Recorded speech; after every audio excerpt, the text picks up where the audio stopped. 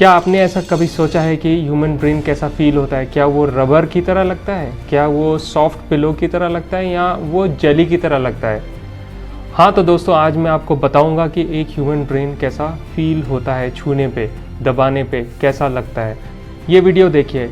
इस वीडियो में आप देख सकते हैं कि कितना फ्रेजाइल है, कितना सॉफ्ट है ये brain. This is human brain which is very very fresh and ever she is holding this, ये डिफॉर्म हो जा रहा है। जो क्लोजेस्ट थिंग मैं आपको एग्जाम्पल दे सकता हूँ कि ह्यूमन ब्रेन कैसा होता है, वो है एक जेली की तरह।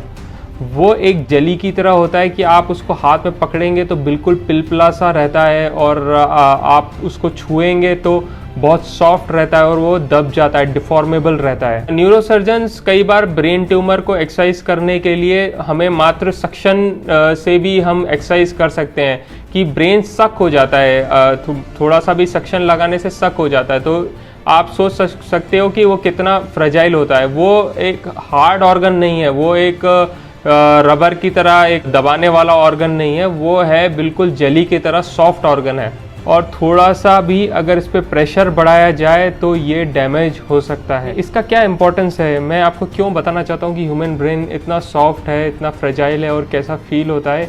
क्योंकि मैं ये आपको फील कराना चाहता हूँ कि ये कितना डेलिकेट ऑर्गन है जो हमारे स्कल के अंदर है, जिस पे हमारी पूरी जान डिपेंड करती है। कई लोग होते हैं जो बिना हेलमेट के गाड़ी चलाते हैं, उनके लिए ये मैसेज है कि आपको हेलमेट पहनना कितना ज़रूरी है, क्योंकि एक छोटे से एक्सीडेंट से ब्रेन में कितना ज़्यादा डैमेज हो सकता है वो आप इससे अंदाज़ा लगा सकते हैं। इस वीडियो में देख सकते हैं कि ये कितना फ्रेजाइल है कि छोटी सी एक चोट में ब्लीडिंग हो सकती है, इसमें काफ़ी डैमेज हो सकता है।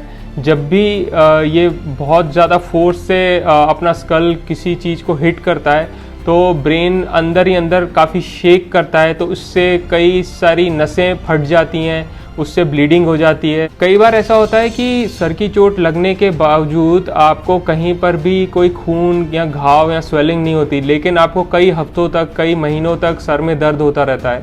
तो ऐसा क्यों होता है? ये इसलिए होता है जब आपका सर किसी चीज़ को हिट करता है तो अंदर ही अंदर आपका ब्रेन बहुत ज़ोर से वॉबल करता है या बहुत ज़ोर से अंदर हिल जाता है, शेक हो जाता है। तो उससे क्या होता है कि आपके न्यूरॉन्स के कनेक्शन टूट जाते हैं, आपकी कई नसें हैं वो फट जाती हैं। तो ये अगर बड़ी इंजरी है तो ये नसें फटना और ये न्यूरोनल इंजरी काफ़ी वाइड स्प्रेड होता है, तो उससे आदमी बेहोश हो जाता है, कोमा में चले जाता है। बट अगर ये माइल्ड रहता है, बहुत कम रहती है इंटेंसिटी इंजरी की, जो माइल्ड केसेस में ये होता है कि जो ग्रेड ऑफ इंजरी रहता है वो कम रहता है, वो फोर्स कम रहता है, तो उससे पेशेंट्स कई बार कंप्लेन करते हैं कि काफ़ी हेडेक हो रहा है। डिस्पाइट बाहर कुछ नहीं दिखता, स्कैन सारे नॉर्मल आते हैं, एमआरआई नॉर्मल आता है, सीटी नॉर्मल आता है। तो इस तरह की इंजरी को हम बोलते हैं कंकशन इंजरी। तो इस कंकशन इंजरी का एज सच हमारे पास अभी मेडिकल साइंस के पास कोई स्ट्रेट फॉरवर्ड आंसर नहीं है, स्ट्रेट फॉरवर्ड ट्रीटमेंट नहीं है। हमें बस वेट एंड वॉच करना पड़ता है, और पेशेंट को कुछ सिम्टम्स हो रहे होते हैं, सर में दर्द होता है तो हमें उसे ट्रीट करना होता है। तो इस तरह की इंजरी जैसे आपने देखा होगा, कभी बच्चे पलंग से गिर गए, कभी आप गिर गए, बाथरूम में फिसल गए, सर पे चोट लग गई, तो इन छोटी छोटी चीज़ों से भी आपके ब्रेन में कंकशन इंजरी हो सकती है। और इसी का सीवियर फॉर्म जो होता है कंकशन इंजरी का, उसको बोलते हैं डिफ्यूज एक्सोनल इंजरी। उसमें क्या होता है, जो न्यूरॉन्स के जो कनेक्शन होते हैं, जिनको हम एक्सॉन्स कहते हैं, वो आपके डिसरप्ट हो जाते हैं, आपके टूट जाते हैं, न्यूरॉन्स खिंच जाते हैं, और ब्रेन में छोटे छोटे माइन्यूट ब्लीडिंग हो जाती है, जो कि सीटी स्कैन पे भी नहीं दिखाई देता। और कई बार आपने सुना होगा कि कोई यंग आदमी बाइक तेज़ चला रहा था और टक्कर होने के बाद सर बिल्कुल ठीक है और कोई ज़्यादा चोट नहीं लगी है, बट स्टिल वो बेहोश है, वो कोमा में है, और डॉक्टर्स ने बताया कि सीटी स्कैन में भी ऐसी कोई एबनॉर्मलिटी नहीं दिख रही है। तो ऐसे केसेस में हम जो सस्पेक्ट करते हैं वो चीज़ होती है डिफ्यूज एक्सोनल इंजरी।